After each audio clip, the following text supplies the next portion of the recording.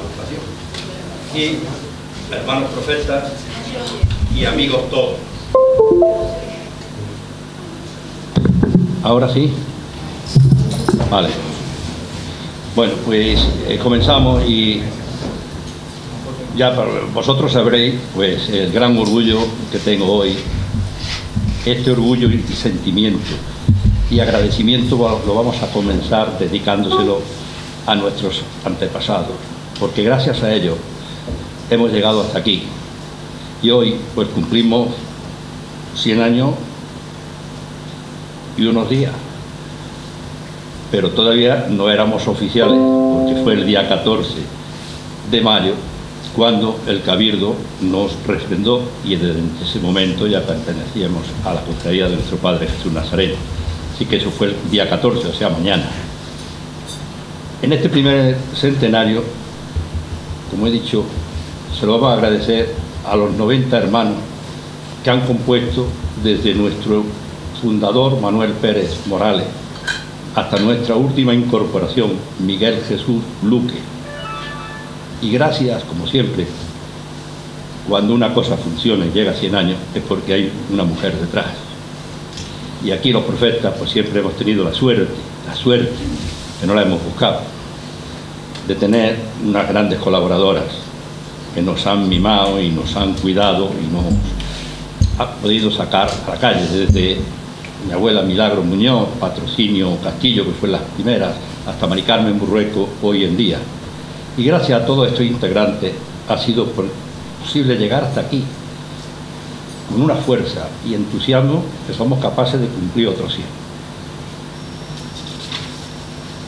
Hoy tengo el gran honor y respeto de presentar a don Manuel Orcas Garbe, archiconocido en nuestra ciudad por su doctorado en historia, con grandes obras como la historia de la crisis de la ciudad de Baena en el siglo XIX, historia de la Semana Santa, virrey, en fin, serían innumerables, también como cronista y como gran orador.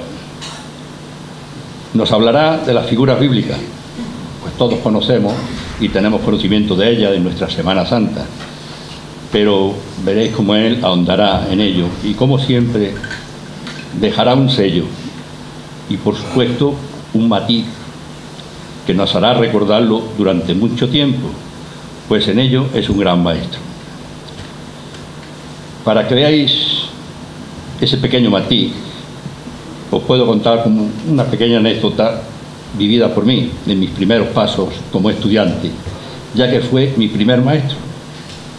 Y ya desde entonces, cuando empezábamos con la rivalidad por las notas, no sé si por llamar la atención o por costumbre, nos las daba con tinta verde. Madre mía.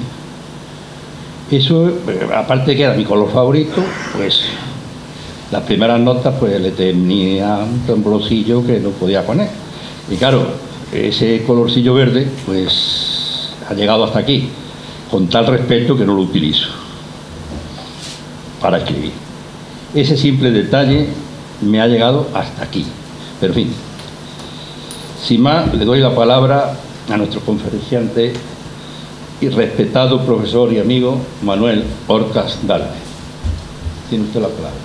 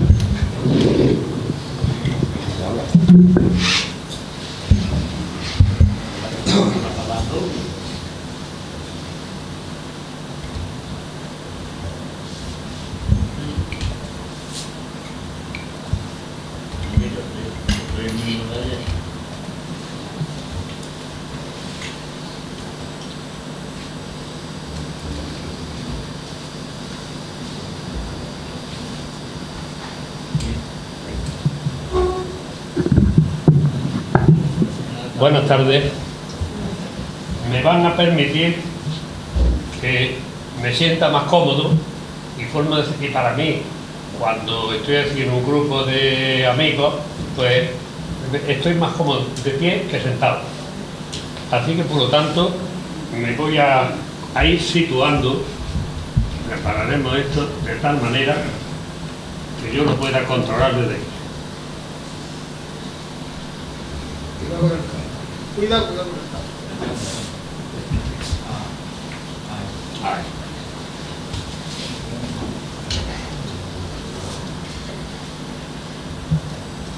Bueno, empezamos desde el principio de toda esta historia, que fue hace ya unos meses, aunque Paco ha dicho que se nos ha venido improvisado, tan improvisado que hace 100 años que empezó a funcionar esto. Así que, pero mire, de todos modos, en primer lugar, pues quiero agradecer a Ricardo por haber echado mano de mí, que aunque yo no tenía previsto esto, ni mucho menos, desde el principio me dijo que sí, le dije que sí, y ya una vez dicho, ya no podía volver atrás. Y segundo, Paco, que también para mí es lo mismo que él se acuerda del tema de la pluma con tinta verde. Yo me acuerdo también que yo lo tuve, era el primer año que yo actuaba como maestro. No había aprobado las posiciones todavía, pero empecé a trabajar ya como maestro en la sala. Y entonces, es tal como si fuera la clase donde yo estaba de maestro y él estaba sentado aquí, en la primera fila, en el centro. Y además, era de los que no se me escapaba ni una. Ni él se me podía escapar a mí, ni yo me podía escapar. Bien. Bueno, pues, lo que sí digo es que para mí, ¿me oyen de atrás bien? Vale. Que para mí es mucho más cómodo hablar así, hablar entre familias, puesto que lo que pretendemos es que no sea esto una conferencia, que no sea un discurso, porque lo que a veces hemos tenido que pasar por ese trago, para mí por lo menos es desagradable. Eso de estar puesto en lo alto de una tribuna, en lo alto de un escenario, normalmente el escenario a un nivel superior al de los espectadores, las luces todas encendidas dándole a uno de frente, y si encima enciende las candilejas, pues más todavía. Mira uno y lo único que ve, como mucho, haciendo un esfuerzo, una fila de cabezas o de personas que hay en el principio, pero no saben ni quiénes son. Entonces, yo lo que prefiero es esto, que tengamos contacto, que tengamos, por lo tanto, una relación de personas entre uno y otro. Entonces, yo lo que pensé desde el primer momento es cómo iba a enfocar esto, porque la verdad, yo no he sido hombre de Semana Santa que imagina mucho, parece que eso es extraño que se diga, pero aunque yo he colaborado mucho en Semana Santa, he sido pregonero, he estado en la redacción yo fui de los que echamos a andar el periódico, la revista Cabildo, estuve en el consejo de redacción durante muchos años, he colaborado mucho, pero sin embargo, pues no me había metido en los entresijos. Y sobre todo teniendo en cuenta, en este caso concreto, que lo que yo menos me esperaba era tener que dar una charla sobre los profetas. Porque la verdad, que aquí en Baena, que tenga uno que hablar de una cofradía, que tenga que hablar de dos cofradías o de cuadrillas de judíos, de la turba, de lo que sea, de acuerdo. Pero tiene un grupito que no llega a 20.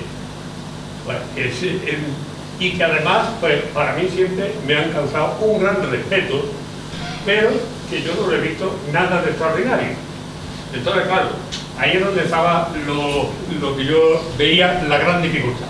Entonces, yo aquí lo que voy a hacer es hacer una introducción lo más breve posible, porque no quiero tampoco extenderme demasiado, porque una vez puesto ya se extiende uno. Y entonces voy a ir dando una serie de ideas en plan esquemático y luego ya nos iremos centrando, nos iremos acercando cada vez más al tema que se nos interesa, que es el de la figura y concretamente el de los profetas. Y hablando de profetas, los profetas de la cofradía de Jesús Nazareno, que es la que aquí nos presenta. Entonces, aquí tenemos, vamos a hablar un poco de los orígenes de la Semana Santa, o de las celebraciones, de las procesiones, y lo primero que decimos es que las primeras procesiones que se celebraron fueron las litúrgicas. Tener en cuenta que, aunque los cultos de Semana Santa arrancan ya desde el mismo primer Viernes Santo en que Cristo es crucificado, ya el domingo siguiente, cuando se aparece Jesús a los discípulos, están encerrados, como dice el Evangelio, por miedo a los judíos. Pero lógicamente están allí encerrados y comen en juntos y conmemoran la cena con Jesús. Entonces ya están haciendo las primeras celebraciones. Pero sin embargo, luego las circunstancias políticas hacen que el cristianismo se le atragante al Imperio Romano. Entonces vienen las persecuciones y tenemos esos tres primeros o casi más siglos de la historia de Roma y del cristianismo en que son perseguidos, que tienen que refugiarse en las casas. Entonces no hay nada que hacer, no hay culto público ni nada. Pasado eso, ya cuando Constantino declara la libertad religiosa, de todo modo todavía no se celebran procesiones. Los únicos cultos son los cultos dentro de los templos.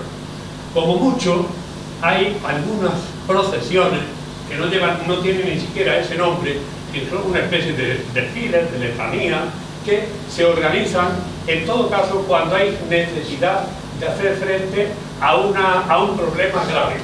Por ejemplo, una epidemia, guerra, cualquier otro tipo de calamidad. Entonces se organiza una especie de rogativa que recorren las calles de Roma, presididas por el Papa. Esas son las primeras procesiones, como decimos ahí, celebraciones que son de tipo litúrgico. La primera que vemos ahí que se celebra es ya en relación con la Semana Santa, el de las Palmas. Y luego, en el siglo XIV, encontramos ya otra celebración que es la procesión del Corpus Christi en Barcelona. Fijaros que, de todos modos, todavía no hay estructurado un plan de procesiones. Ahora hablaremos de esta vez. En cuanto a Semana Santa, la fiesta más antigua es la Pascua de Resurrección, es la más importante de todas, y luego ya, con el tiempo, se van a añadir las otras dos Pascuas, la Pascua de Navidad y la Pascua de Pentecostés. Vamos a seguir y vamos a ir metiéndonos un poco en el tema. No sé si no pienso extenderme más que de lo que tengo ahí, porque si no, no terminamos. Vamos a ver algunas informaciones y concretamente en este caso con grabados que hacen referencia a los primeros cultos que se hacen en la calle, que son, diríamos, las primeras hermandades de sangre o cofradías de sangre que están relacionados con la devoción a la Santa Cruz. Todavía no existen las cofradías de la Veracruz, pero ya están relacionadas con el tema y entonces se empiezan a utilizar esas prácticas públicas que son penitencias públicas. Ahí tenemos un grabado del siglo XV y para que veamos eso no se perdió, fijaros otros dos y cómo se ha ido continuando. El de la derecha, que vemos un cuadro de Goya, que es la procesión de disciplinantes, ya a principios del siglo XVIII, y el de abajo, que es de Gutiérrez Solana, en 1933. Todo ello, como veis, el tema es el mismo, es el azotarse. De hecho, incluso sabéis que algunas veces, sobre todo en Semana Santa, suelen dar algunas informaciones en la televisión, informativo y demás, y nos hablan de la existencia en determinadas localidades de esta práctica, de los azotarse públicamente.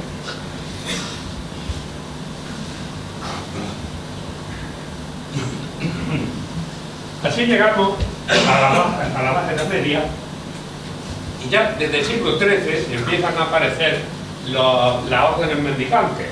Los pongo aquí, aunque luego nos referiremos a ellos, no demasiado, que son, en primer lugar, con San Francisco, por la creación de su orden. Sabéis que hay incluso un tema, una leyenda taumatúrgica que dice que se le apareció Jesús a San Francisco y le pidió que le diera todo lo que tuviera. Y San Francisco le dijo: Señor, si yo no tengo nada. Y le dijo: busca. Se metió la mano en el hábito y sacó 3 monedas de oro. Y Jesús los cogió y le dijo: estas, me quedo yo con ellas, que son las 3 órdenes que vas a fundar. La primera, que es la orden de los franciscanos, descanso, la orden masculina. Luego hay una orden femenina que se la encargó a Santa Clara, son las clarisas, y luego una tercera, que es la orden terciaria franciscana, o sea, la orden tercera. Bueno, pues ese mismo sistema, aunque con cierta distancia, lo va a seguir también Santo Domingo de Guzmán, creando también las 3 órdenes de los dominicos, la masculina son los dominicos, la femenina, que es la Santa Catalina Siena, y después también hay una orden tercera.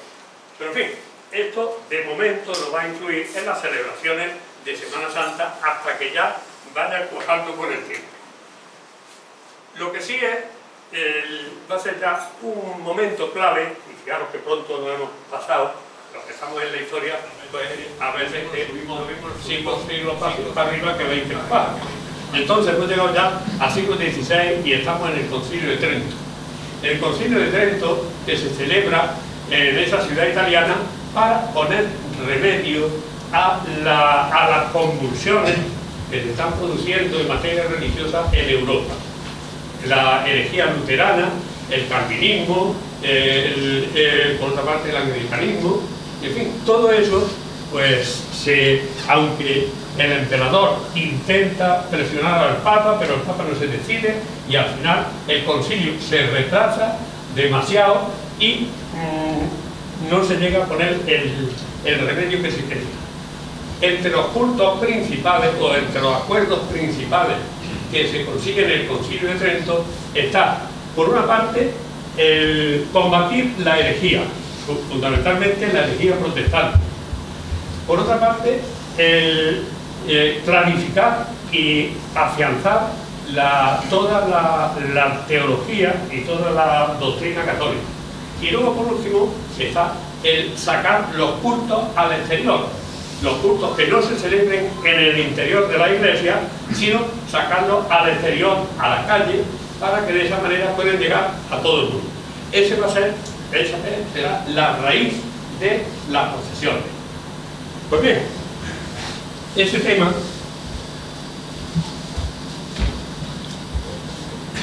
que se da ya a raíz del Concilio de Trento, vamos a verlo primero en fijaros, ese grabado que recogido en un periódico hace ya unos pocos años y que representa una procesión del siglo XVI.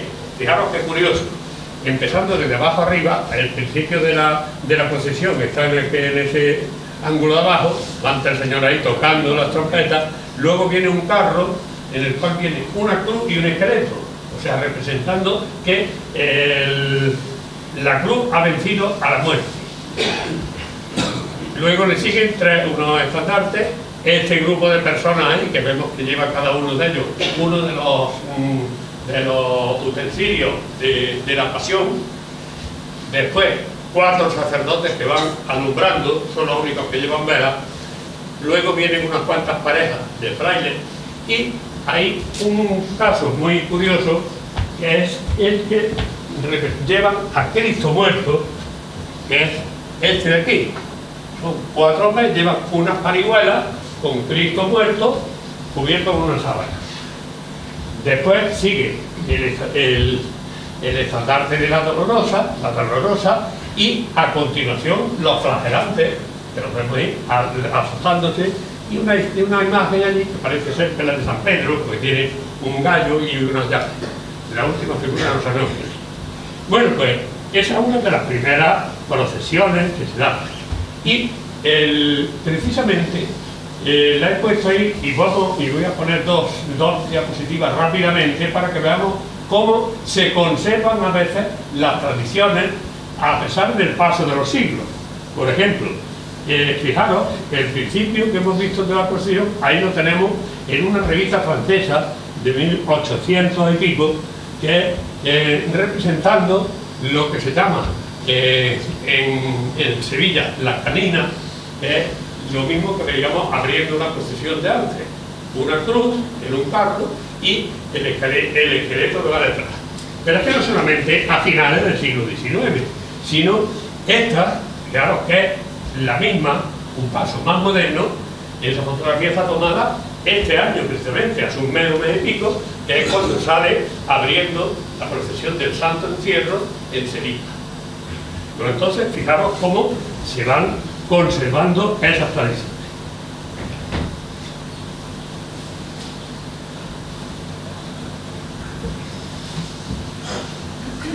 Hay aquí un texto, lo he ido por ahí, me llamaba la atención, que es de Vicente Vives, su Historia de España y América, y habla de la procesión de aquel tiempo, que no era un simple desfile de sacerdotes y fieles alineados en dos filas, entonando himnos sagrados y cánticos.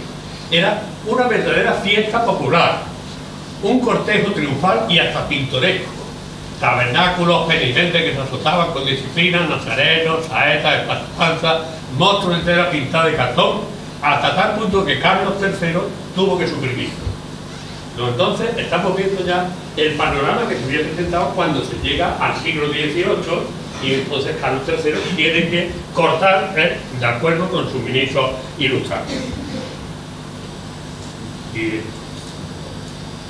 esa imagen la hemos visto ya abajo en la presentación, la he visto que está ahí en la exposición, que es por comparar ya en la serie esta que nos sirve de enlace un poco con las procesiones del pasado con las del futuro. Y entonces hay que tener en cuenta una cosa. Esas directrices para sacar el culto a las calles no tiene la misma acogida en todo el mundo y no en todos los países. En Europa tiene mejor acogida y sobre todo en Europa, en Italia y principalmente en España. Hay que tener en cuenta que cuando se termina el Concilio de Trento, cuando se publican los cánones del concilio, en España reina Felipe II. Felipe II se consideraba el brazo armado de la cristiandad y entonces ordena inmediatamente que no se discuta nada, que se publiquen inmediatamente y que se archiven. Eso hace que, coincidiendo después con una época de floración en España del arte, pues dé lugar a ese fenómeno que será el barroco español, que se manifiesta fundamentalmente en la imaginería. Y lo digo porque ahora vamos a ver el tema, el de la escultura española. Me vais a perdonar, pero he estado más de 40 años enseñando historia del arte y entonces tengo que la deformación profesional me pesa. Pero en fin, procuraré hacerlo lo más llevadero posible. Entonces, la escultura española tiene tanta importancia en relación con las profesiones porque en España, como he dicho, se acogen al pie de la letra los cánones del concilio. Por otra parte, es verdad que algunas veces, o sea, la escultura no es privativa de España, lo hay en todo el mundo, pero sin embargo, las condiciones en que se hace esa escultura en España no son las mismas. Y a propósito de esto, yo recuerdo hace ya unos pocos años, a principios de los años 90, aquí en Baena, en la Cuaresma, me invitaron los albaceas al cuartel para que diera una conferencia. Y entonces pues se me ocurrió dar la conferencia esa sobre la imagen de Jesús Nazareno. Y yo expuse una de mis dudas que yo tenía, y es que por entonces no se conocía en Baena más que la tradición de la cabeza italiana, traída por el duque de Sessa, y que aquí se completó con el cuerpo. A mí aquello no me sonaba bien, entre otras cosas, porque en Italia es verdad que la escultura se había desarrollado tanto como en España, o si queréis más, pero en Italia se utilizaban fundamentalmente materiales nobles, como era, por ejemplo, el mármol o era el bronce. Claro, eso está muy bien para Italia, para un monumento, para una fuente, pero para echarse un santo al hombro de mármol o de bronce, pues tiene tela la cosa. Por eso, en España la escultura del barroco es fundamentalmente imaginaria religiosa en madera policromada. Y es lo que vamos a ver ahora, nada más que una panorámica, pero procuraremos verlo lo más rápidamente posible. Tenemos en primer lugar dos grupos, dos regiones.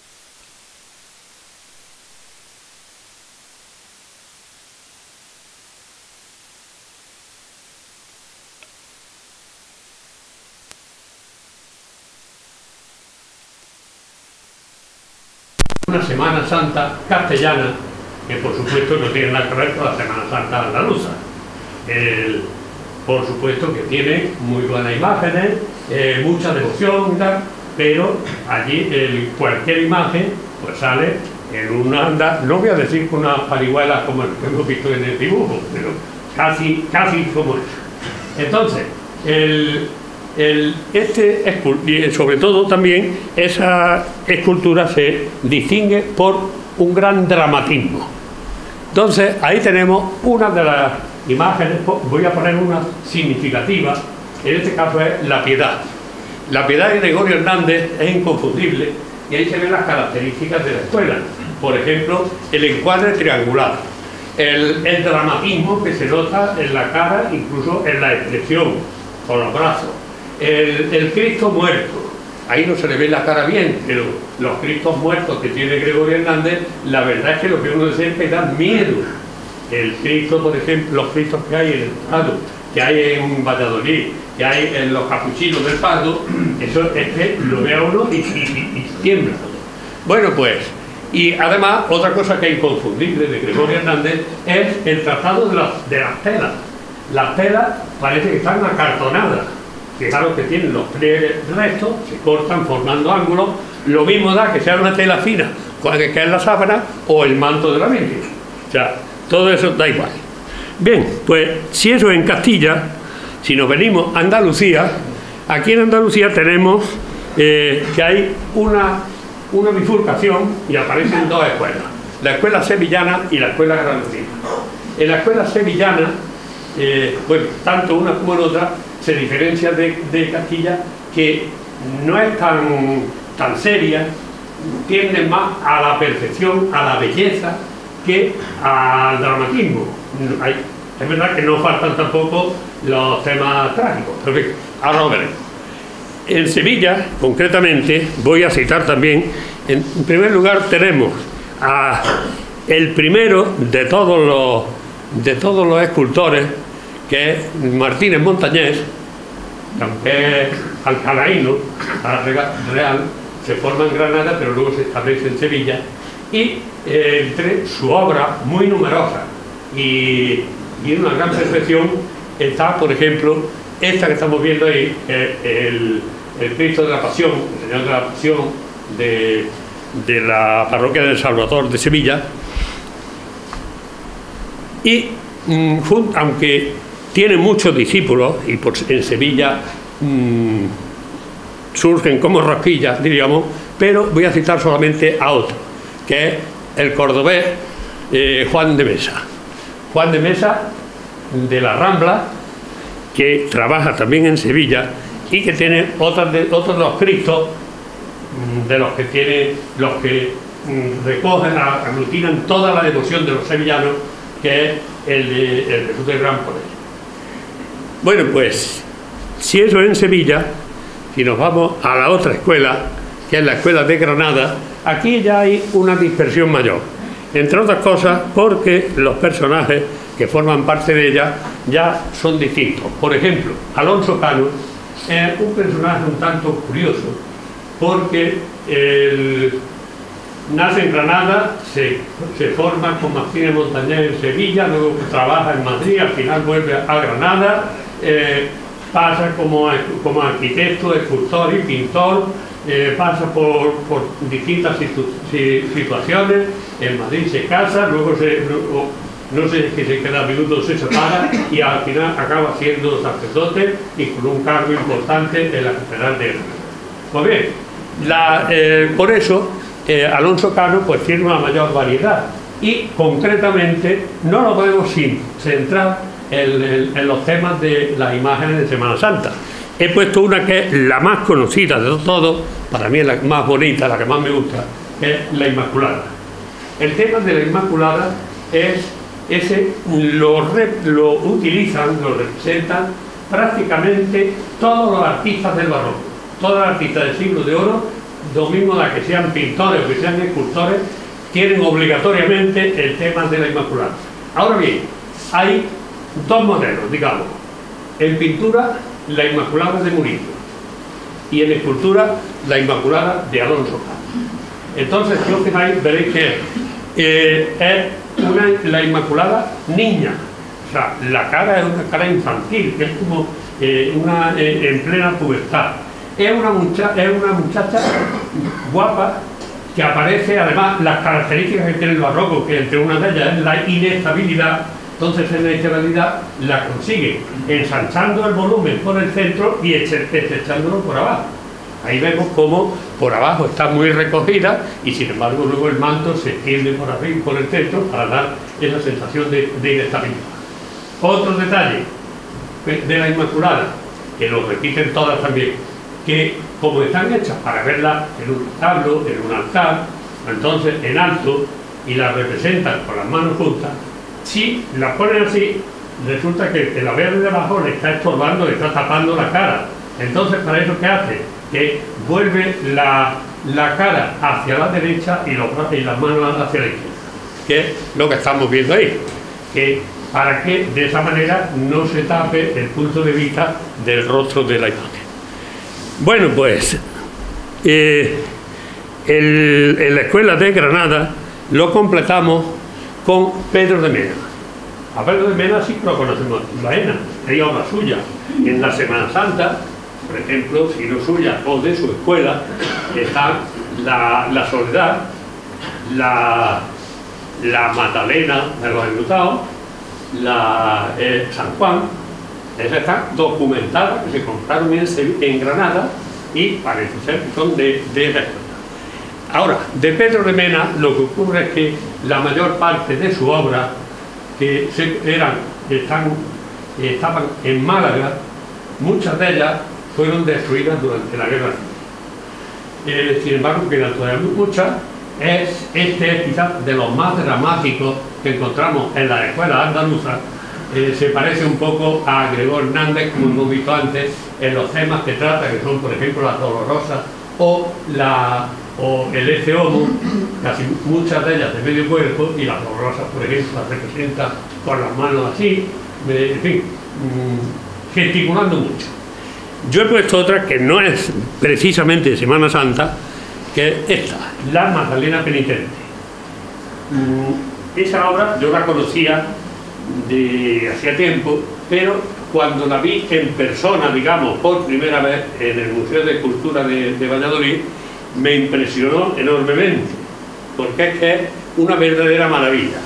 Fijaros que representa la Magdalena penitente, una mujer que, si nos fijamos en él, o sea, está vestida con una saya de esparto, con un crucifijo, y si nos fijamos, la cara es una cara bellísima, pero el dolor, la penitencia, se está notando, y se nota, por ejemplo, en la expresión del entrecejo, la cara triste, los ojos llorosos, o sea, todo eso que le sirve para que en conjunto nos entusiasme demasiado. Bueno, pues pasamos ahora y fijaros lo que hemos visto antes. Fijaros en la Inmaculada que tenemos ahí. ¿Conocéis esa? Esa está hecha aquí en Baena hace unos meses, en Guadalupe, cuando para la novena de la Inmaculada, pues el cura puso allí entronizada a la Inmaculada. Fijaros ahí cómo sigue las mismas normas que he visto antes de la Inmaculada de Alonso Carlos. En cuanto a la cara, las posturas y todo lo demás. Aquí, esto diríamos que ya entrando en el tema, fijaros que nos vamos acercando, empezamos abriendo el abanico y nos vamos cerrando y nos vamos acercando ya cada vez más a nosotros. Aquí nos estamos ya hablando de la evolución de la Semana Santa en Baena. Como veis, es un esquema nada más. No me voy a poner a explicar más, sino simplemente para que nos sirva de hilo conductor. Siglo XVI y XVII, carácter elitista de los cultos. La clase alta es la que integra las cofradías y el pueblo es un mero espectador. Sin embargo, pasamos ya al siglo XVIII y está la irrupción de las clases populares. Entonces aparecen las figuras y los pasos. Consecuencia: democratización, vulgarización y desorden. Ya se empiezan a descontrolar. Y eso se prolonga y se acentúa todavía más en el siglo XIX. Precisamente el siglo XIX es cuando, yo no me voy a meter en eso, porque si no alargaríamos mucho, pero es cuando los obispos de Córdoba concretamente toman una serie de medidas en contra de las cofradías, en contra de las figuras bíblicas, porque están viendo que se comete una serie de escándalos y entonces hay que acabar con eso. Incluso antes veíamos que el propio rey Carlos III pues también lo suprimió. Y cuando llegamos al siglo XX, pues también las características de nuestro siglo, sobre todo la primera mitad, que empieza con las circunstancias políticas y sociales, que luego en los años 20 hay un resurgir, los felices años 20, que es precisamente cuando tiene lugar la formación y la restauración o reorganización de las cofradías, esa concretamente, otras que aparecen por primera vez, en fin, es, digamos, lo que normalmente se habla de eso, los felices años 20, pero inmediatamente vendrá la década de los 30, no 50, que empieza con la República, la Guerra Civil, la posguerra, y después se continúa con la emigración. Con lo cual, pues se puede decir que hasta que no llegan los años 60, no empieza otra vez a normalizarse y a desarrollarse cada vez más la Semana Santa. En fin, eso, como veis, apogeo a partir de los años 60. Si nos referimos a las figuras bíblicas, estas son precisamente una de las herencias que se conservan en Baena del pasado. Y esas figuras bíblicas, como vemos, la función de la figura es distinta de cualquier otro hermano, de cualquier otro cofrade.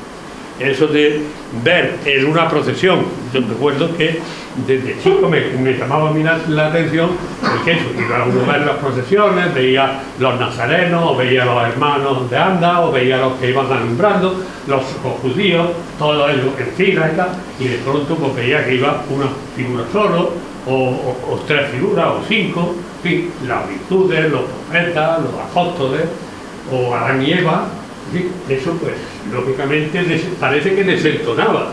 Claro, es porque ahora veremos que lo que predomina sobre todo en los ambientes rurales. Cuando las figuras, en vez de ser una sola, son más de una y entonces interactúan entre ellas, se produce el paso. El paso, que ahí he puesto, por ejemplo, como figura Isaías, y como ejemplo del paso, pues el paso de los evangelistas. Bien, con eso aparecen o entran a formar parte de las procesiones de Semana Santa, una por dos vías. Una que es la vía oficial, la de la Iglesia, que lo promueve, y otra que es la vía particular, la gente del pueblo que quiere participar también en las celebraciones.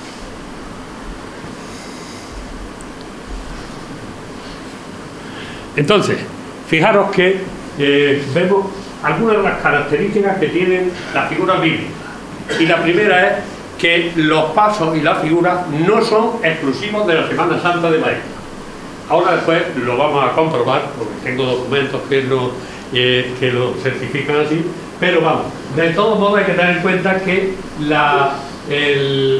esa participación popular se da a veces se extienden, diríamos por ósmosis, se trasladan de unos pueblos a otros cercanos, y aquí tenemos una comarca en el sur de la provincia de Córdoba, que son entre la campiña del Guadalajara, entre la Subbética, llegando hasta Puente Genil, siguiendo por Estepa, Benamejí, toda esta zona que tiene unas características muy propias, que ahí tenemos que meter también el Priego, Carcabuey, en fin, en toda esta zona pues se interfieren la influencia de unos pueblos a otros, de tal manera que nos encontramos con que no solamente en el siglo XVIII, sino hoy todavía, pues lo mismo nos encontramos con judíos, con sayones, con romanos y con pontífices, en Priego o en Lucena o en Puente Genil.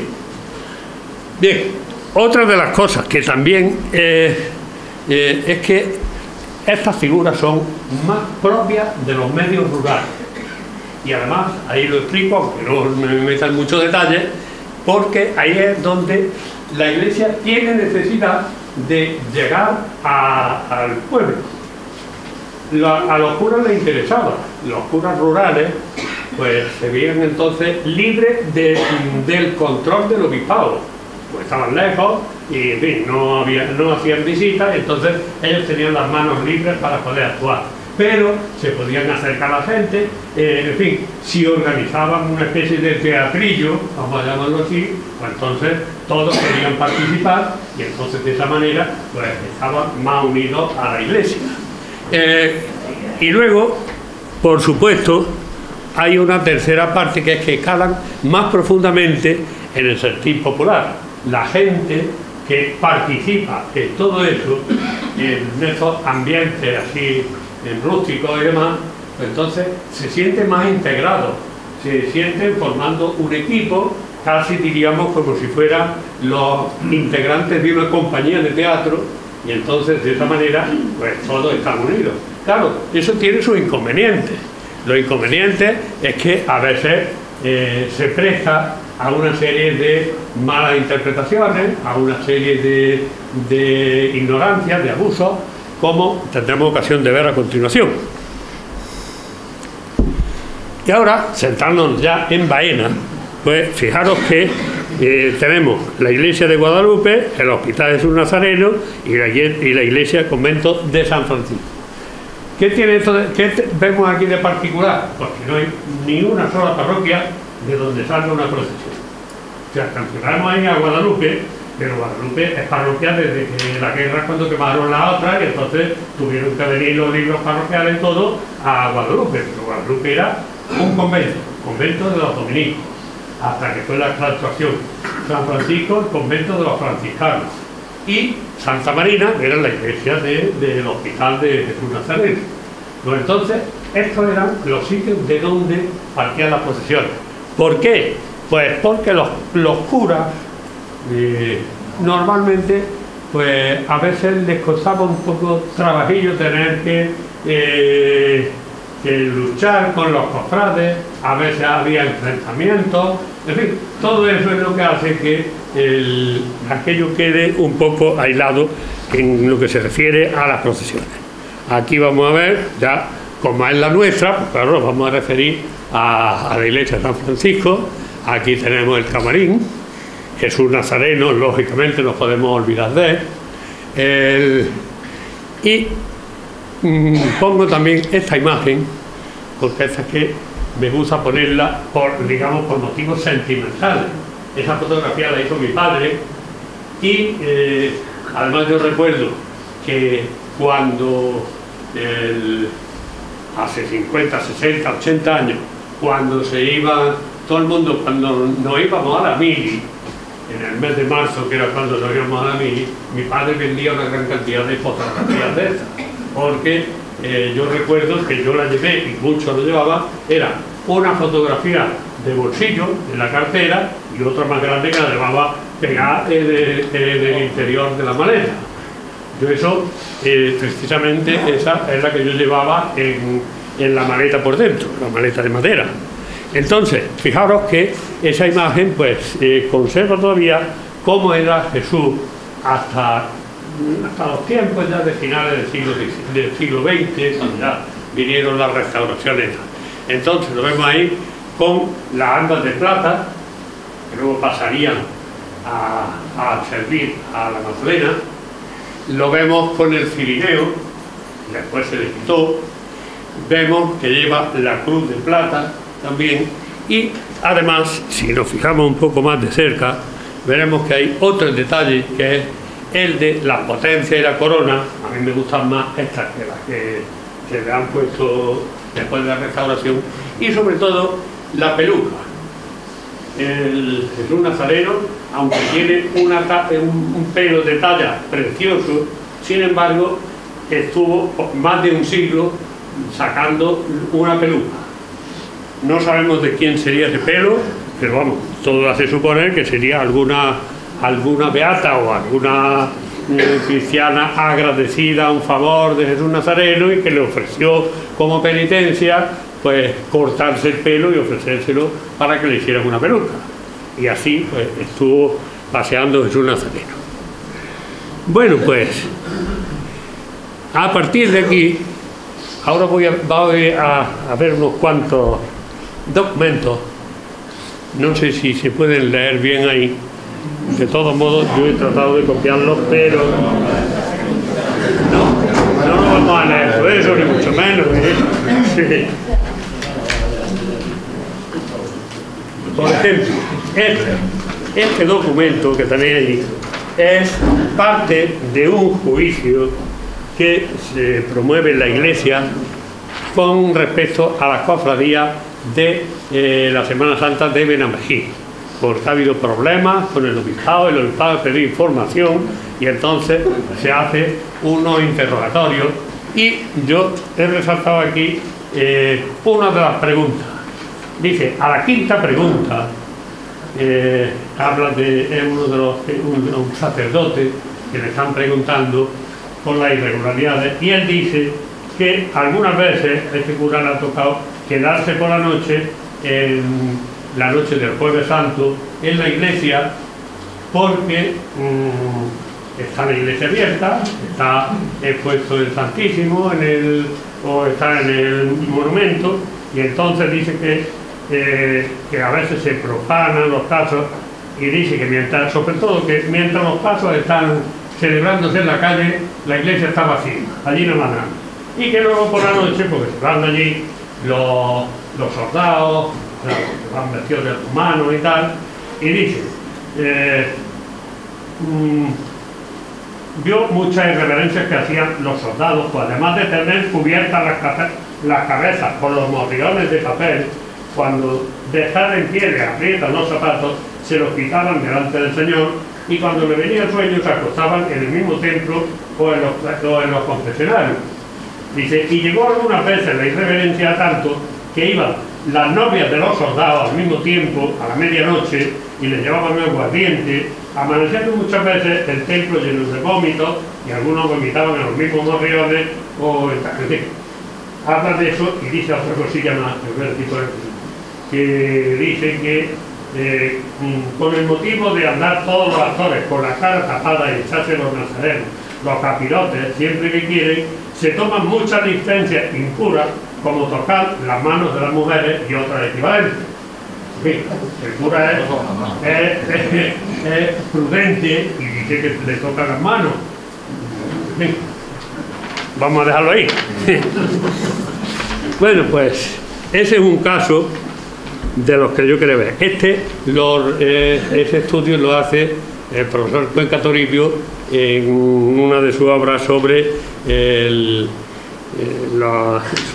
la religiosidad en Andalucía en los tiempos modernos. Y aquí tenemos una obra que es Juanita la Larga, no sé si la conocéis, la habéis leído, de Juan Valera, Juan Valera, como sabéis, era de Cabra, aunque la familia suya era de Doña Mencía, y él se crió en Doña Mencía. Y entonces, en su obra, pues, él representa los principales hechos, o los principales temas de sus novelas se desarrollan en el pueblo. Concretamente, aquí en este caso, en Juanita la Larga, es Villalegre, como se llama, que es Doña Mencía. Pero entonces la protagonista, Juanita la Larga,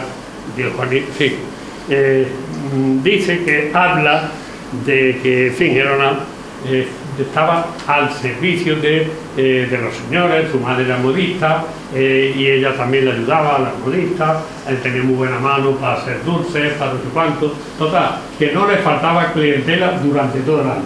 Y entonces lo he cogido porque dice que, hablando de que don Policarpo, brujo y ateo, sin que esto se suprimiera, ni dejaran de ser celebradas con devoción, entusiasmo y regocijo, hasta las más candorosas procesiones, aunque hubiera en ellas judíos, soldados romanos, longinos con lanza y lazarillo, después de quedarse ciegos, pasos de Abraham y apóstoles y profetas. Y entonces yo he ido buscando eso, a ver dónde salieron los profetas por ahí. Si Juan Valera nació en 1824 y dice él que él lo conoció en un pueblo de cerca del suyo, cerca del suyo era Baena, y entonces dice que cuando era todavía muchacho, entonces quiere decir que como mucho en 1240 Juan Valera ya estaba relatando lo que ocurría en la Semana Santa de Baena. Y entonces hay muchos detalles. Por ejemplo, dice que la Semana Santa empiezan el miércoles y terminan el sábado. Yo pues la he visto en mi niñez en otra población donde son muy parecidas a las de Villalegre, conservo de ellas más poético recuerdo. Bueno, pues hace unas descripciones que algunas de ellas pues, es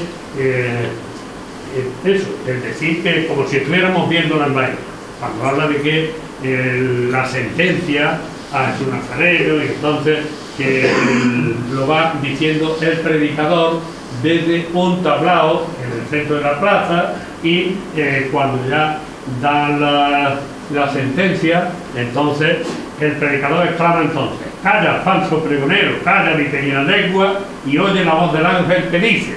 Entonces sale el ángel allí dando su pregón para que lo reclame. Hay otra que habla, por ejemplo, también de Abraham e Isaac, y dice que se celebra en la cumbre del monte Moria. Hay otro ángel en ti. El monte está representado en medio de la plaza por un tablado cubierto de pintura. Abraham e Isaac no hablan, sino accionan.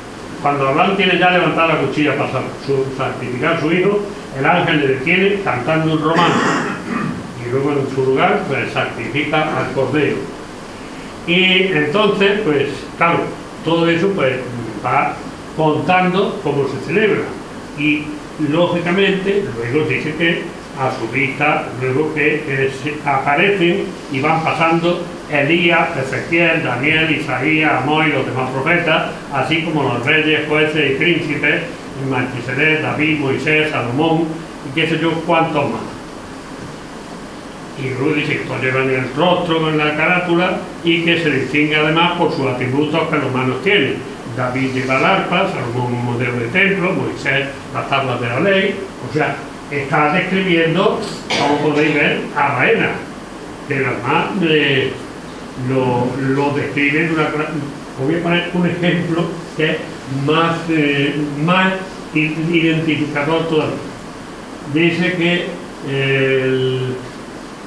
para prevenir y llamar la atención del público al sacar a pasillo, 2 o 3 nazarenos hacen sonar las trompetas con melancólico y prolongado así, poco por caso. Cuando los evangelistas van escribiendo en unas tablillas lo que pasa, y unos judíos tunantes vienen por detrás haciendo muchas muecas y contorsiones y les roban la lección. Los evangelistas, resignados y tristes, abren entonces las manos, se ponen en el cruz y tocan los trompeteros para que sepamos que ya terminamos. No hace falta más detalles, los que somos de aquí Baena y lo conocemos, pues nada. Y otra, por ejemplo, pues ya cuando otro testimonio que tengo aquí, pues también de Juanita, que dice que ella pues tenía que atender los encargos de los hermanos mayores, para los cuales fabricaba las esponjosas hojuelas, los bajorros, los exquisitos pestiños que se deshacían en la boca, con los cuales se regalaban los apóstoles, los nazarenos, el santo rey David y todos los demás profetas y personajes gloriosos del Antiguo y Nuevo Testamento. Creo que, más claro que lo estamos viendo no puede ser. Eso ocurre, como ya he dicho, debía ser pues a primeros de la primera mitad del siglo XIX. Pero yo no he querido meterme en el tema porque hubiera sido demasiado largo y demasiado profundo, que es el tema de las intervenciones de los obispos. Los obispos quieren de todos modos suprimir todos esos pasos. Entonces dan una serie de normas desde los obispos Vicente Cebrián y después sería a principios del siglo XIX Juan Antonio de Trevilla. Entonces en muchos pueblos hay problemas de orden público. En Baena estuvieron a punto de ocurrir, sobre todo los que se dan hacia el 1500. Vamos a ver si lo vemos aquí. No.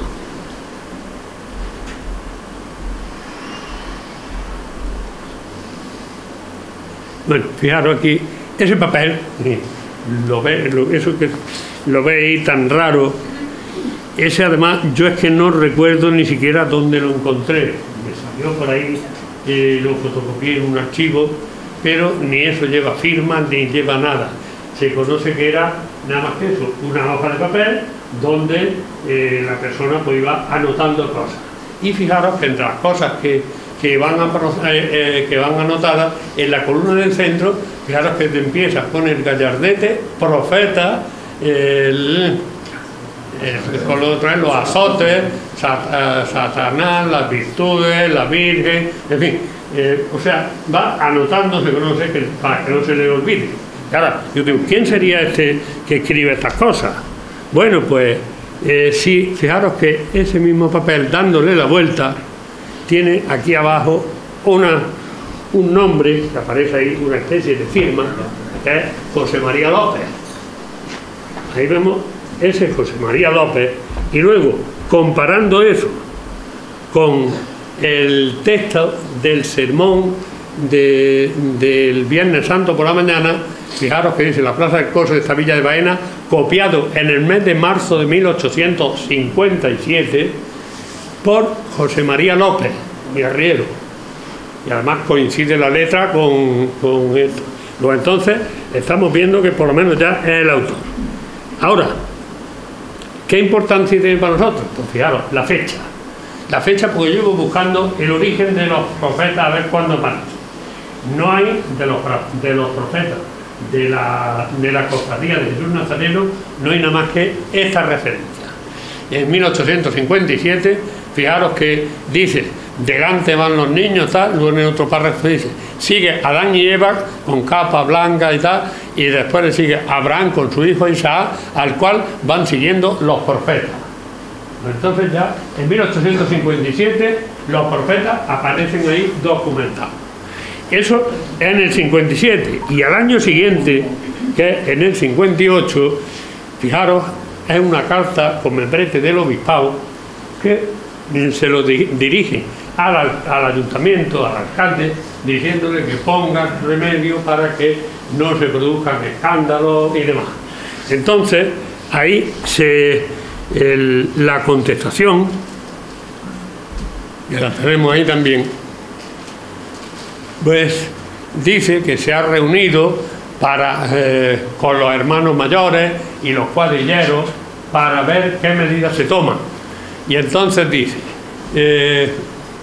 se convino suprimir en las procesiones los pasos de la venta y prendimiento de Jesús por las calles por Judas, lavatorio de Pilato, suerte de la túnica y el de los evangelistas y de los quinos, la salida de los pontífices y obispos que precedían a la del Viernes Santo, la representación material de los 7 sacramentos por niños.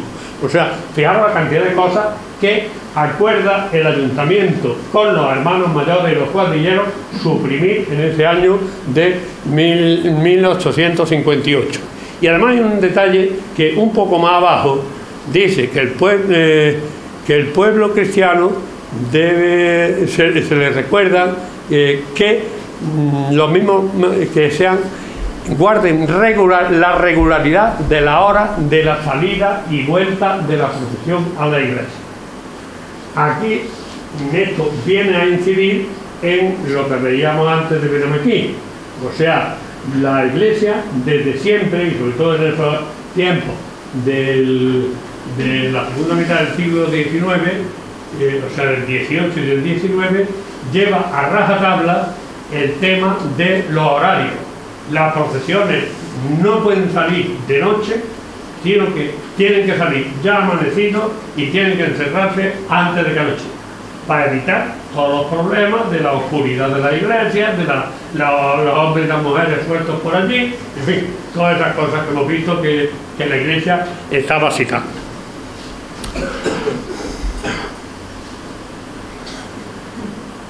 Seguimos un poquito más adelante, tenemos ya los estatutos, el reglamento o estatutos de la Cofradía de Jesús Nazareno, que esto corresponde a la fecha de, ahí está, de 1860, y sin embargo ahí ya, fijaros que en el artículo 2 dice: constará esta cofradía de una junta directiva para el buen orden y administración de la misma, de albaceas, de hermanos nazarenos, judíos, sacerdotes del centurión, apóstoles, discípulos y hermanos de anda y de los palios de la imagen.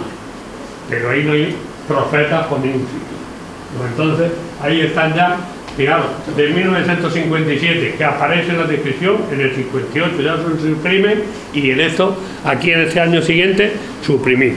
Y entonces ya, de esa manera, pues pasa todo ese tiempo hasta llegar al año 1923, que es cuando tiene lugar ya la reorganización otra vez de la Corporación de los Profetas.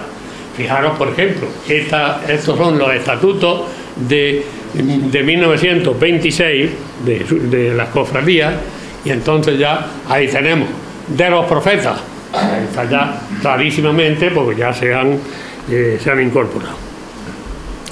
Y hay aquí un documento que no sé, posiblemente lo hayáis conocido, lo he copiado aquí porque si no ahí no se lee muy bien, que es un artículo que aparece en una revista de 1926 que es sobre los profetas, y dice: los profetas son generalmente, bueno, habla de las cofradías de Baena, la Semana Santa, y luego ya dice: pero hay una cofradía que se destaca por su perfecta organización y su fabulosa resistencia. Son los profetas, todos hombres de trabajo, modestos, honrados. Para adquirir los costosos trajes, hubo de ellos quien empeñó el de novio, el sagrado terno negro que en Andalucía sirve para casarse y para que lo entierren a uno. Dos cosas que, si se piensa un poco, tienen parecido. Los profetas son unos heroicos bebedores de vino. Tienen su cuartel a estilo de Puente Genil y comienzan a templar sus tambores, los educados, el día de San José. Desde ese día, el que falta una reunión diaria es hombre multado, y el que no beba es hombre muerto porque le hacen beber más. Esta hermandad organiza diariamente festines baltasarinos.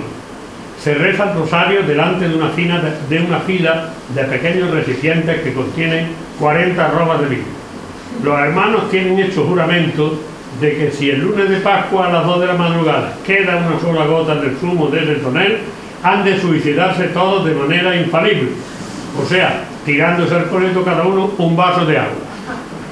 ni que decir tiene que todavía no se ha dado el caso de adoptar esa extrema medida.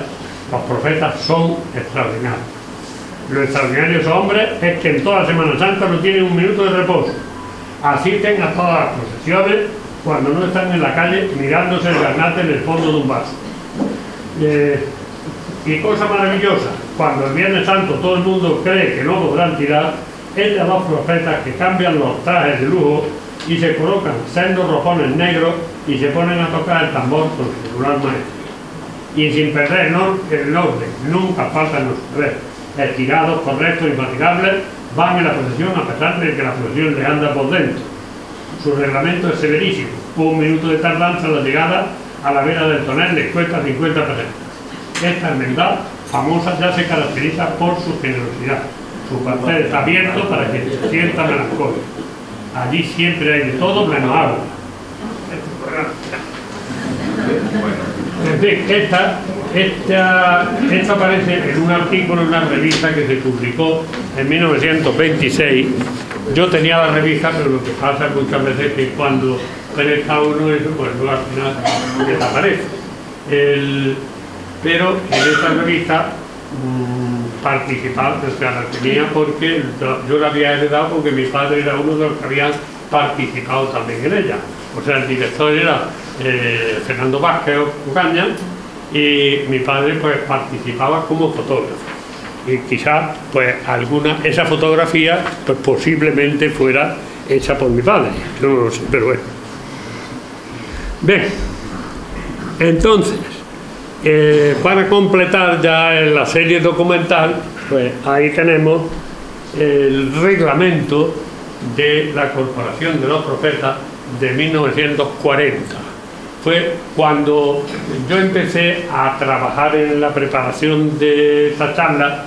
Pues lo primero que le pedí a Ricardo es que me dejara los libros de acta, pues si no yo no tenía ni idea de por dónde me iba a mover.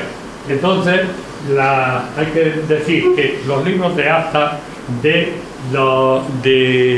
los profetas son de las cosas más bonitas que yo he visto. Y hay que tener en cuenta una cosa, yo he leído por mi profesión, he tenido necesidad de leer miles de actas de todas clases, de cofradías, de sociedades, de institutos, de la Diputación, de muchos. Ahora, normalmente si veis un libro de actas, eso es lo más aburrido que hay, porque todas las actas son iguales. Escribiendo una, ya las demás son copiadas, que se pone la fecha, el orden del día, se lee el acta de la sesión anterior que fue aprobada por unanimidad, se aprueban las cuentas y poco más. Entonces, sin embargo, aquí en la Corporación de los Profetas hay que tener en cuenta que la acta esa, la verdad, yo me lo pasé bastante bien.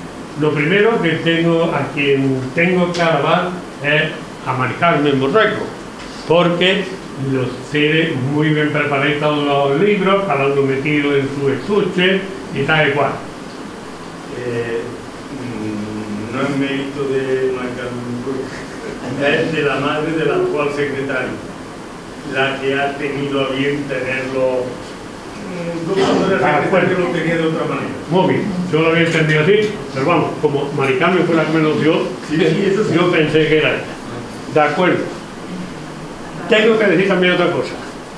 Yo me lo he pasado en grande leyendo esas actas, a pesar de lo aburridos que son, como he dicho antes, las actas, pero aquí en esta cofradía habéis tenido la suerte de contar con unos magníficos secretarios y sobre todo hay que descubrirse ante el número 1, Juan Castañeda Líbana. La verdad, leyendo eso, cuando describe la reunión, sobre todo la del Jueves Santo, cuando habla del sorteo de los trajes y demás, esa es la parte, digamos, oficial. Y luego cuando pasa diciendo que ahora describe cómo aparece el chivo al ajillo preparado por el hermano Villa, o o la tarta que envía todos los años mi pariente Tutau. Entonces, la verdad, yo leyendo aquello, había veces que parecía que estaba, a mí que me gusta mucho el chivo al ajillo, parece que me llegaba el olorcillo leyendo aquella acta. Así que ya digo, secretario como ese, para mí merece un monumento. Y luego vamos a ver también ya algunas figuras. Estas me las mandaron hace unos meses de Priego, el prendimiento de Priego, que lo han declarado bien de interés cultural.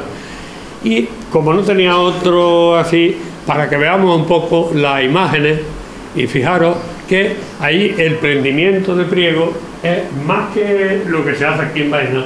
Allí es como una obrita de teatro. O sea, fijaros que, por ejemplo, eso que estamos viendo ahí, estamos alrededor de una mesa, está sentado, allí al frente está el sumo sacerdote, aquí el jefe de los romanos, con la túnica roja y el manto blanco Judas, y uno de los judíos, de los sayones, que están intentando convencer. En fin, lo convencen. Después, el otro paso siguiente es cuando ya va al huerto, Judas besando a Jesús, y al final, pues, cómo se hace ya el prendimiento. Lo he puesto porque, como ya he dicho antes, en todo el sur de la provincia de Córdoba, desde Priego a Pontegenil, Lucena, Baena y tal, pues la indumentaria eran prácticamente las mismas. Aquí en Baena porque se cortó radicalmente, desaparecieron los judíos y luego apareció el otro judío con un uniforme militar, con casco, con chaqueta roja, con casco y plumero y cola, en fin, todo eso ya, entonces no tiene nada que ver con los otros judíos que estamos viendo ahí, y que posiblemente eso sería también el aspecto que tendrían los judíos de Baena.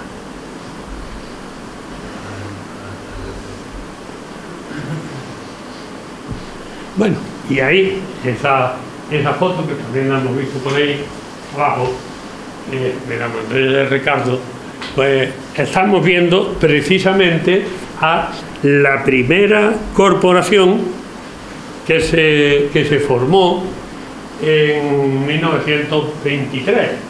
Y además, ahí lo que pasa es que, claro, están todos con el rostrillo puesto y no podemos saber exactamente qué es.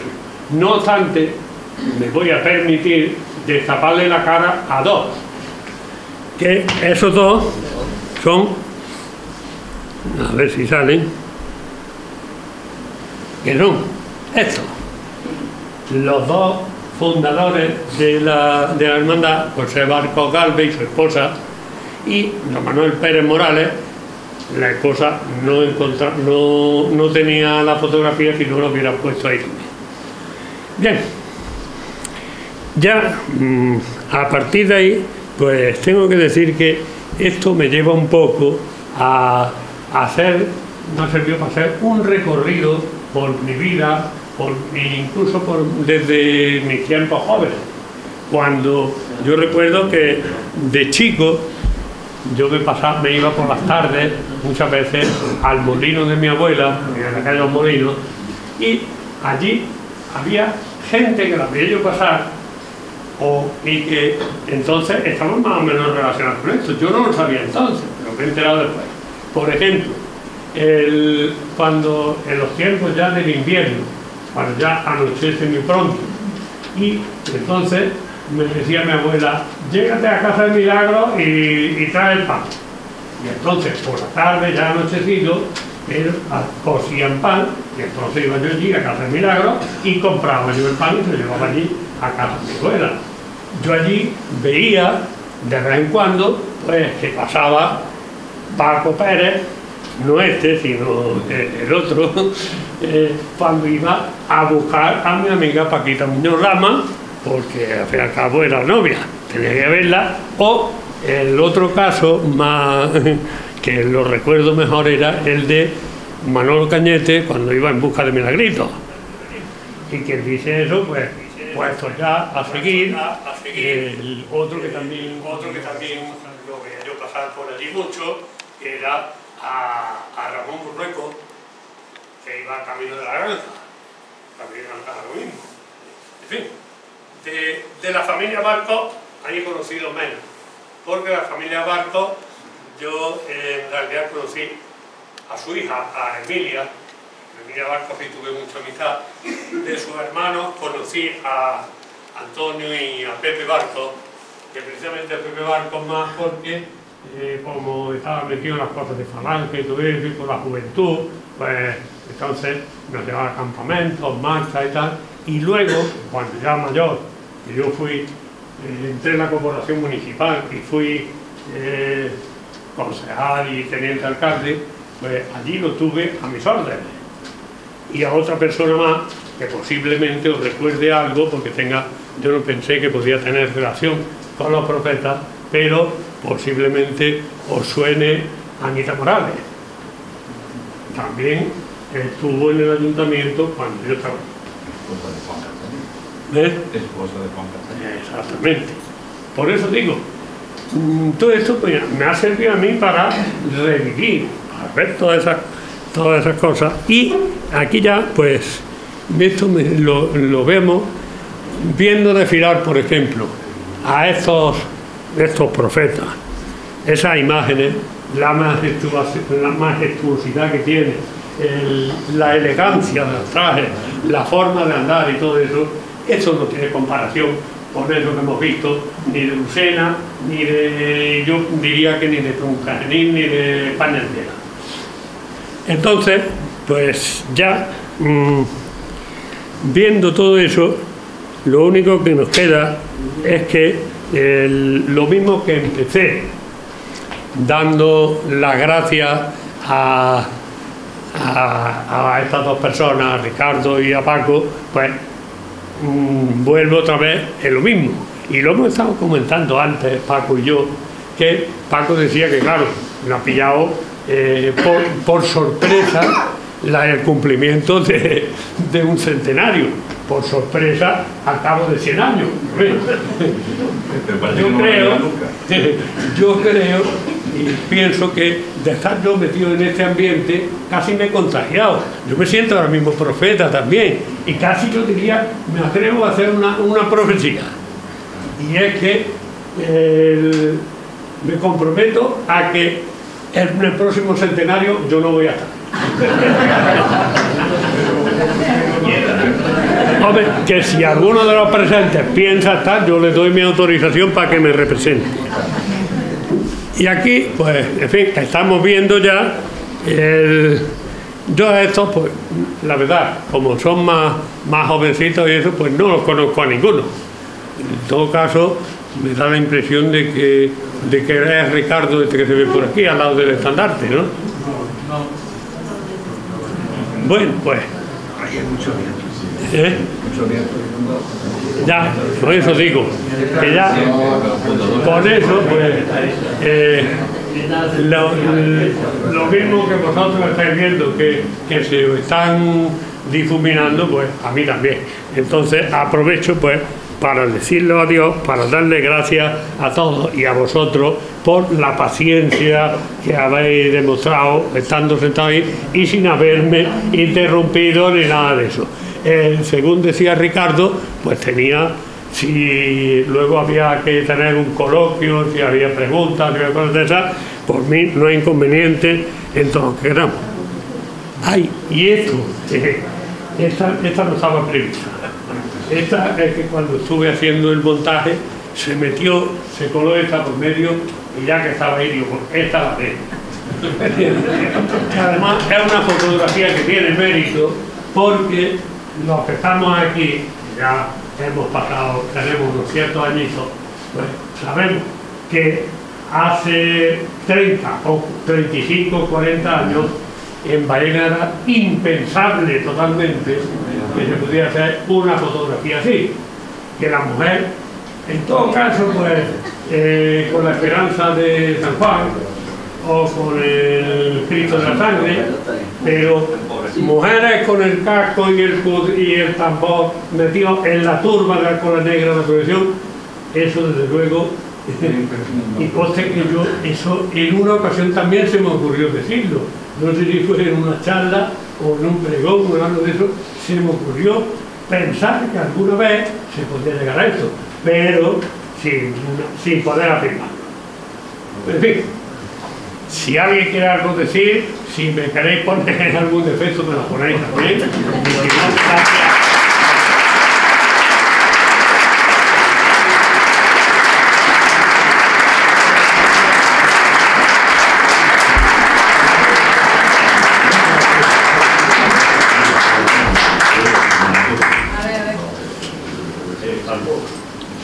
La palabra. Sí. Ahora a continuación le demos la palabra a nuestro hermano mayor, que tiene que decirnos alguna cosilla porque llamará al orden. El hermano mayor te llama y dice, Dios, ¿qué ha pasado? Pero sí, espero que las cuestiones no sean muy... No, yo simplemente, pues, en primer lugar felicitar a Manolo por estas palabras que nos ha ofrecido y que siempre aprendemos algo de cada una de las hermandades de nuestra cofradía. Y ahora me dirijo a los protagonistas. En primer lugar, felicidades a la Corporación de los Profetas por estos 100 años. Y ahora me dedico a todos los que formáis esta gran familia, los que estáis hoy aquí y los que por otros motivos no hayan podido venir. Como hermano mayor, para mí me siento afortunado de contar con esta hermandad. Bueno, esta corporación, pero es hermandad, es corporación. Porque esta corporación está arraigada en nuestra Semana Santa, en nuestras cofradías. Es una corporación, una hermandad consolera. Y desde la cofradía, yo sí me vaya a permitir que mire para adentro, creo que nos podemos sentir orgullosos y presumir de nuestras figuras bíblicas. Ya lo ha dicho Manolo, desfilan con solemnidad, escenifican un acto en nuestro desfile de Viernes Santo y tienen un carisma en esta cofradía. Y también quiero serlo extensivo al resto de figuras bíblicas de la cofradía, como son los apóstoles y profetas. Y ahora ya queda la segunda parte. Tenéis una obligación moral. ¿Qué significa eso? Tú hablabas de 90 personas que han formado parte de la Corporación de los Profetas. Algunos ya no están. Vosotros habéis recibido un legado de esas generaciones anteriores y tenéis la obligación moral de mantenerlo, potenciarlo y que estas futuras generaciones sigan con ese arraigo, con esa solera, con esa solemnidad y que esto pues no se puede perder. Enhorabuena a todos los profetas, familiares y, como bien dice Manolo, pues a cumplir otros 100 años y que los que estén, que lo disfruten. Y desde la cofradía sí queremos entregar un detalle a la Corporación de los Profetas. Son 100 años, es una fecha relevante y queremos que en algún lugar de vuestro corazón y de vuestro cuartel, cuando os reunáis, pues que tengáis presente a la cofradía de nuestro Padre Jesús Nazareno. Siempre.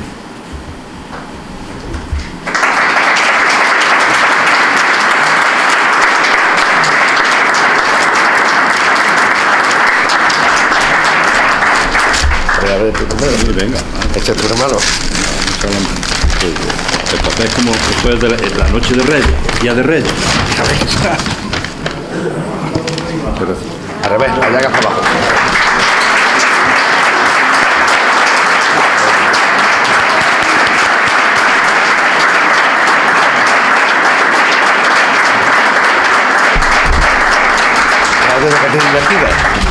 Pues ni qué decir tiene que muchísimas gracias a las palabras que nos has dicho de que tenemos que hacer un legado, la llevamos haciendo con nuestros profetas infantiles, de los cuales pues tenemos el orgullo de ya contar de los primeros profetas infantiles que salieron, hoy forman parte de la Hermandad de los Profetas.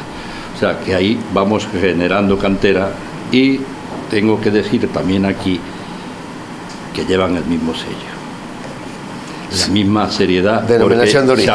Chavalillo de 8 o 10 años que te aguanten la procesión con el rostrillo puesto es muy difícil. Es difícil. Pues a seguir trabajando. Así que, y enhorabuena a todos. Vale.